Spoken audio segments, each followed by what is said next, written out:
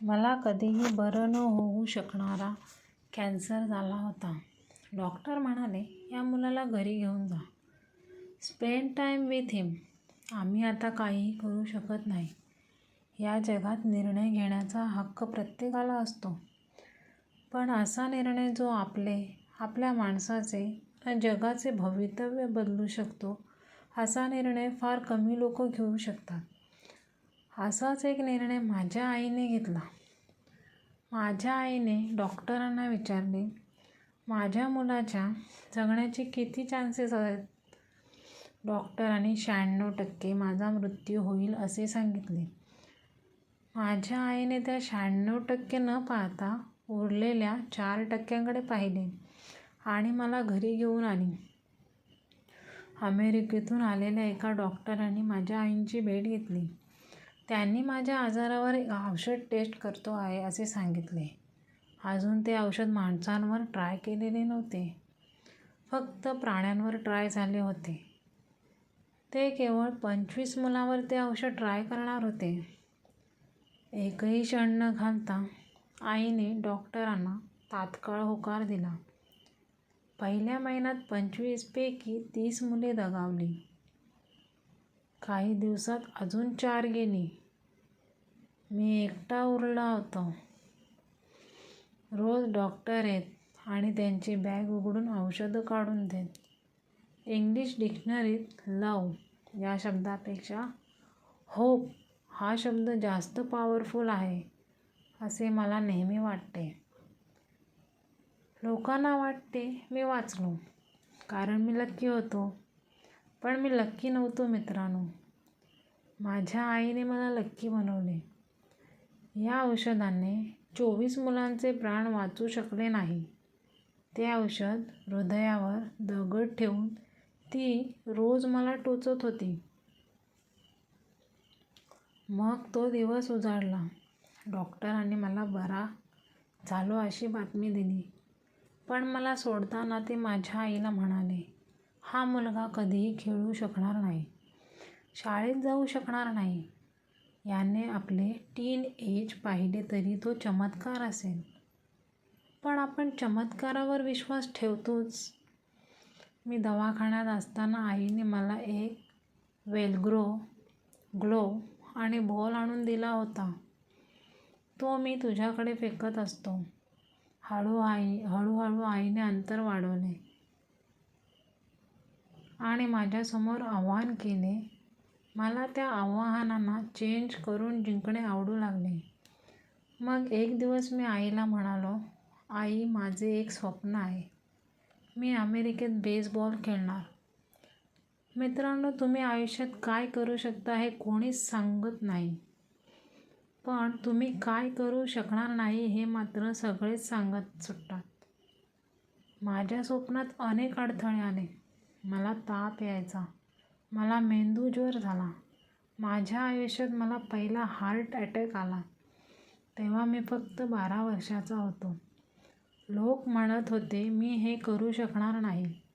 मी मात्र तेच करण्यासाठी झटत होतो. वयाच्या 17व्या वर्षी मी अमेरिकेत बेसबॉल खेळायला गेलो. एक स्वप्न सत्यात उतरले. पण आयुष्य हे रोलर कोस्टरसारखे असते. क्षणार्धात तुम्ही करिअरच्या उत्तुंग शिखरावर असता आणि दुसऱ्या क्षणाला आयुष्य तुम्हाला जमिनीवर आणून आपटतं.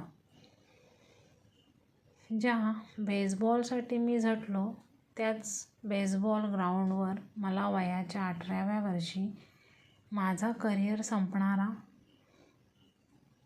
दुसरा हार्ट अटॅक आला. मला घरी परत पाठवण्यात आले.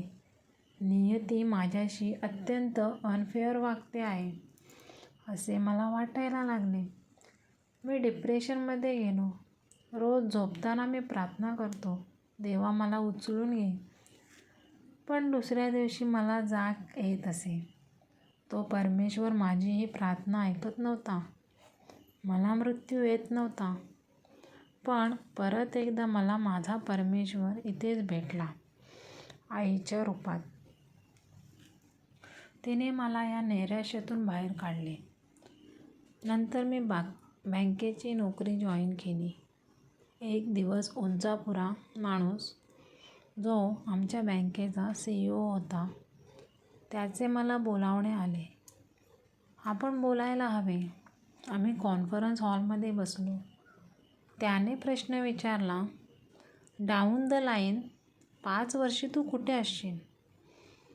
मी विचार केला आणि मला आईचे शब्द आठवले. दगड मारायचाच असेल तर चंद्राला मार. चंद्राला नाही लागला तर किमान कुठल्या तरी ताऱ्याला लागेल. मी बॉसला म्हणालो, तुमच्या खुर्चीत. मित्रांनो, असे बॉसला म्हणू नये, कारण ते कोणत्याही बॉसला आवडत नाही. माझ्या बॉसला पण आवडले नाही. त्यांनी माझा द्वेष करायला सुरुवात केली. मला त्रास द्यायला लागला. पण मित्रांनो, हा द्वेष आणि होणारा त्रासच माझ्या महत्त्वाकांक्षांचे ठरले. मी बेदम काम करायला लागलो. वर्षभरात मी ऑस्ट्रेलियाचा यंगेस्ट बँक मॅनेजर झालो. 2 वर्षात यंगेस्ट एरिया मॅनेजर, 3 वर्षात यंगेस्ट स्टेट मॅनेजर, 4 वर्षात यंगेस्ट नॅशनल मॅनेजर झालो. वयाच्या 23व्या वर्षी माझ्या हाताखाली 600 माणसे काम करत होती आणि मी ऑस्ट्रेलिया व न्यूझीलंड मिळून आमच्या बँकेच्या 120 बँक ब्रांचा सांभाळत होतो.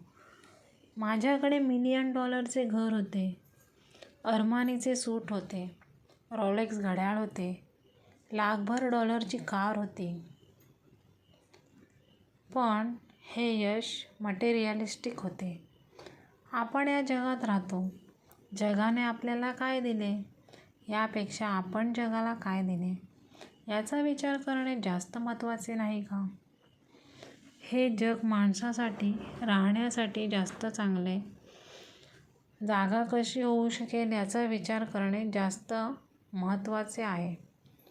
ज्याने आपल्यासाठी आयुष्य वेचले त्यांना आपण काहीतरी द्यायला हवे. 16 जूनला असा एक क्षण माझ्या आयुष्यात आला जी माझ्यासाठी सर्वस्व होती. आहे अशा माझ्या आईसाठी मी एक आलिशान घर घेतले.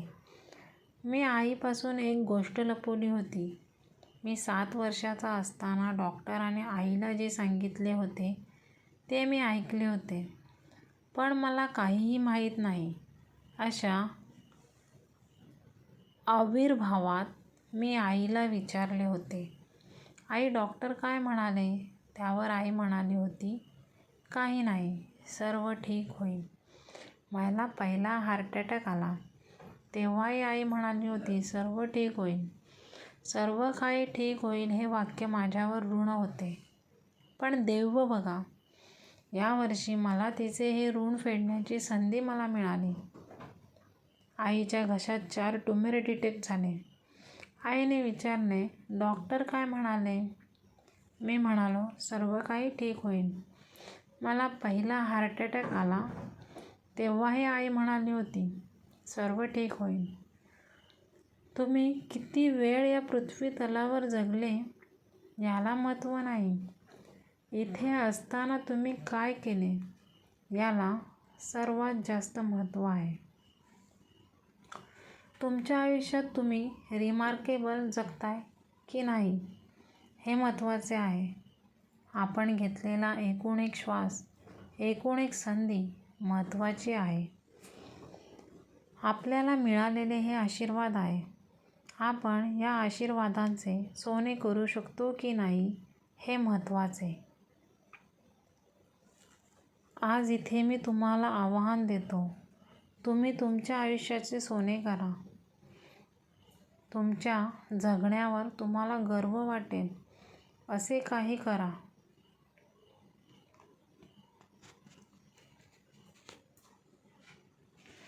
तुम्हाला जर ही कथा आवडली असेल तर आपल्या चॅनलला नक्की सबस्क्राईब करा.